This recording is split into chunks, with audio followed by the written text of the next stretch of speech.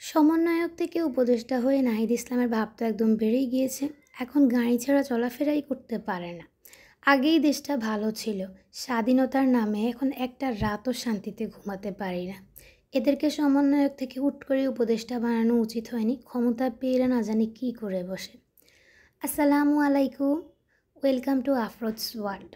আজকে খুব ইম্পর্ট্যান্ট কিছু কথা বলবো, যে কথাগুলো আসলে আপনাদের সাথে অনেক দিন থেকেই শেয়ার করতে চাচ্ছিলাম। তো আশা করছি মনোযোগ দিয়ে আমার প্রত্যেকটা কথা শুনবেন, আর আপনারা চাইলে আমার এই কথাগুলো আরও অনেকের মাঝেই পৌঁছে দিতে পারেন। ভিডিও দেখে হয়তো অনেকে বিরক্ত বোধ করতে পারেন, আসলে ভিডিওতে এখানে গুরুত্বপূর্ণ দেখার কিছু নেই, এখানে মূলত কথাগুলোই গুরুত্বপূর্ণ। তো যেই কথাটা আমি বলেছিলাম যে সমন্বয়ক নাহিদ ইসলাম যে গাড়ি ছাড়া এক পাও এখন চলতে চাচ্ছে না, উনি এখন উপদেষ্টা হয়েছেন, বা সরকারের উপদেষ্টা, টেলিযোগাযোগ মন্ত্রণালয়ে উনি একটা পদ পেয়েছেন। আচ্ছা, তো নাহিদ ইসলাম যখন আমাদের জন্য এই বৈষম্য বিরোধী ছাত্র আন্দোলন করছিলেন, তখন সেই অপরাধে পুলিশ হেফাজতে উনি 6 দিন ছিলেন, আমরা কম বেশি সবাই জানি। আর তখন ওনার উপর কী পরিমাণ অমানবিক নির্যাতন হয়েছিল সেই সম্পর্কে কিন্তু সবাই জানেন। ওনার শরীরের দগদগে ঘাগুলো হয়তো এখন পর্যন্ত শুকায়ওনি। আমরা সামান্য ব্যথা পেলে, পা মুচকে গেলে যেখানে 2 থেকে 3 দিন রেস্ট করি, সেখানে উনি ডিবি হেফাজত থেকে বের হয়েই আবার ছাত্র আন্দোলনের নেতৃত্ব দিয়েছিলেন, একদম সামনের সারিতে দাঁড়িয়ে। এবং এখন পর্যন্ত সরকারের পদত্যাগের পরও ওনার হয়তো রেস্ট নেওয়ার সময় পাচ্ছেন না, বিভিন্ন কাজে একবার এদিকে ওদিকে দৌড়াতে হচ্ছে। তো ওনার এই যে শরীরের ঘাগুলো নিয়ে উনি এখন পর্যন্ত কাজ করে যাচ্ছেন, এটা আমরা কখনো করতে পারি? আমরা শুধু মন্তব্য করতে পারি নরম বিছানায় বসে, এসির নিচে, ফ্যানের নিচে বসে, যে উনি গাড়ি ছাড়া চলতে পারেন না। তো সম্প্রতি আজকেই আমি একটা ভিডিও দেখেছি ওনার, যেটাতে উনি বলছিলেন যে গাড়িটাকে আরেকটু সামনে এগিয়ে আনলে কী হতো। তো এখানে উনি গাড়িটাকে যে সামনে এগিয়ে আনার কথা বলেছেন, ওনার শরীরের কন্ডিশন অনুপাতে উনি গাড়িটাকে সামনে এগিয়ে আনার কথা বলেছেন। এটা নিয়ে দেখলাম অনেকেই মন্তব্য করছিলেন ওনার নাকি ক্ষমতা পাওয়ার পর ভাব বেড়ে গিয়েছে, উনি একটা কদমও গাড়ি ছাড়া চলতে পারে না। তো এটা মন্তব্য করার আগে উনি যে অত্যাচারগুলা, যেই অমানবিক পাশবিক নির্যাতনের শিকার হয়েছেন, সেগুলো সম্পর্কে আসলে আমাদের জানা উচিত, বা এগুলো আসলে আমরা অনুভব করতে পারবো না ওনার জায়গায় না পৌঁছালে। আর আমাদের দেশটা আগেই ভালো ছিল, আগেই শান্তি ছিল। এখন স্বাধীনতার পর ডাকাত, চুরি, ছিনতাই, লুটপাটের জন্য আমরা একটা রাতও শান্তিতে ঘুমাতে পারছি না। আমাদের মধ্যে কারোর বাবা মা ভাই বোনকে কি হুট করেই পুলিশ গুলি করে মেরে ফেলেছে? আচ্ছা, আমাদের মধ্যে কাউকে কি একটা অন্ধকারবদ্ধ রুমে হাত পা বন্ধ করে একটা দিন 24টা ঘন্টা আটকে রেখেছে? অথবা উঠতে, বসতে, খেতে আমাদেরকে কি কোনো থ্রেট দিয়েছে এই 15 বছরে শেখ হাসিনা? দেয়নি।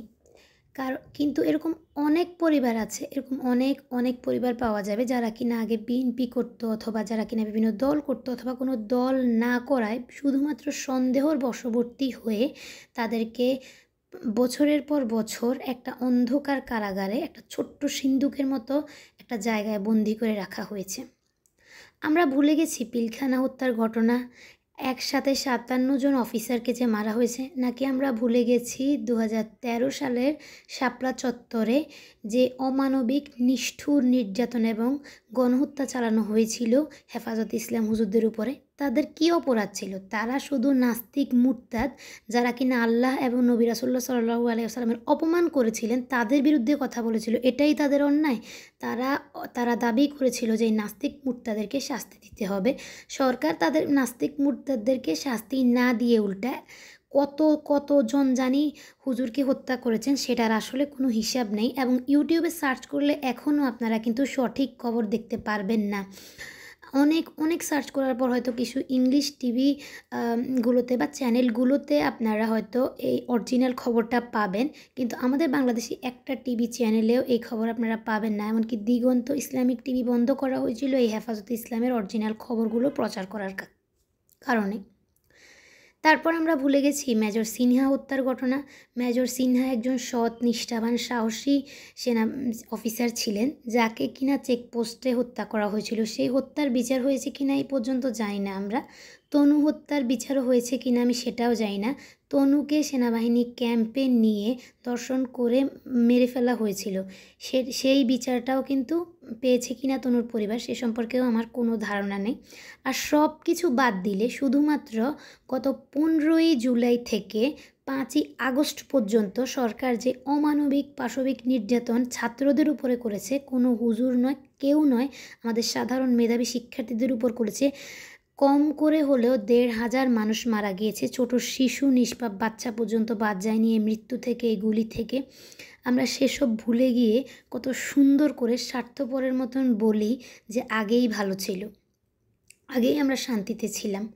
আর ইদানিংকালে আমি এটাও দেখছি যে কিছু হিন্দু মানে এরা আসলে কোত্থেকে এসেছে, আমি সবার কথা বলছি না, বা এরা আসলে কী চায় আমি জানি না, অথবা ভারতের কিছু টিভি নিউজ যে যারা কিনা 4-5 বছর আগে মন্দিরে মূর্তির মাথা ভেঙে গিয়েছে সেটা নিয়ে সেটার পোস্ট দিয়ে বলতেছিল যে আহারে হিন্দুদের উপর কত নির্যাতন হচ্ছে, আমরা কি এরকম স্বাধীনতা চেয়েছি। তারপর আন্দোলনের সময় একটা মেয়েকে মারা হয়েছিল, সেই পোস্ট দিয়ে বলছে হিন্দু বোনকে অত্যাচার করছে, অথচ আমরা কিন্তু স্ক্রিনে দেখতে পাচ্ছি বা বিভিন্ন সামাজিক যোগাযোগ মাধ্যমে দেখতে পাচ্ছি যে আমাদের মাদ্রাসার মুসলিম হুজুর ভাইয়েরা মন্দির পাহারা দিচ্ছেন, মাদ্রাসার ছাত্ররা মন্দির পাহারা দিচ্ছেন। মানে এরা আসলে কী চায়, এরা কেমন স্বাধীনতা চায় আমি জানি না। এরা কোনোদিনও কোনো নির্যাতনের শিকার হয়নি সরকারের, বা আমরাও হইনি, কারণ যারা সরকারের বিরুদ্ধে কোনো কথা বলেনি, যারা সরকার শেখ হাসিনা স্বৈরাচারী শেখ হাসিনা যেটা খাওয়াইছে আমাদেরকে আমরা সেটাই খাইছি, যেটা গিলাইছে আমরা সেটাই গিলছি, যা আমাদেরকে করতে বলছে আমরা তাই করছি, এজন্য আমাদেরকে কোনো নির্যাতন করেনি। কিন্তু একটা মানুষ বা একটা কেউ যদি শেখ হাসিনার বিরুদ্ধে একটা কথা বলছে, একটা আওয়াজ উঠাইছে, হয়তো তাকে গুম করা হয়েছে, হত্যা করা হয়েছে, কত মানুষকে আয়নাঘরে বন্দি করা হয়েছে, গুম করা হয়েছে, বছরকে বছর রাখা হয়েছে, তাদের পরিবার থেকে দূরে রাখা হয়েছে, শুধুমাত্র সন্দেহের বশবর্তী হয়ে 3 থেকে 4 বছর আটকে রেখে এরপরে ছাড়া হয়েছে। তাদের জীবনের এই 3 থেকে 4 বছর কি আমরা ফিরিয়ে দিতে পারবো? পারবো না। আমরা শুধু পোস্ট করতে পারবো আগেই শান্তি ছিল, এখন 4-5টা রাত আমরা ঘুমাতে পারি না, আমরা শান্তিতে একটু থাকতে পারি না, চুরি ছিনতাই ডাকাতি লুটপাটের কারণে। এখন বিএনপিরা ডাকাতি করতেছে, শিবিররা ডাকাতি করতেছে। আমি বলতেছি না ভাই বিএনপি ভালো, শিবির ভালো, কিন্তু বিএনপিদেরকে শিবিরদেরকে গত 15 বছর পর্যন্ত শেখ হাসিনা যেভাবে টর্চার করছে, তারা এখন ঘরবাড়িতে তো আগুন লাগাবেই। আর খোঁজ নিলে দেখা যাবে তারা কিন্তু শুধুমাত্র আওয়ামী লীগের, যারা আওয়ামী লীগ করে, আওয়ামী লীগের নেতা নেত্রী ছিল বা আওয়ামী লীগের কিছু ছিল, তাদের ঘরেই আগুন লাগাচ্ছে। আর ডাকাতি ছিনতাই লুটপাট এগুলোর বিচার তো হবেই, এগুলোর বিচার যে হবে সমন্বয়করা তো বলছে তাদেরকে একটু সময় দেওয়ার জন্য।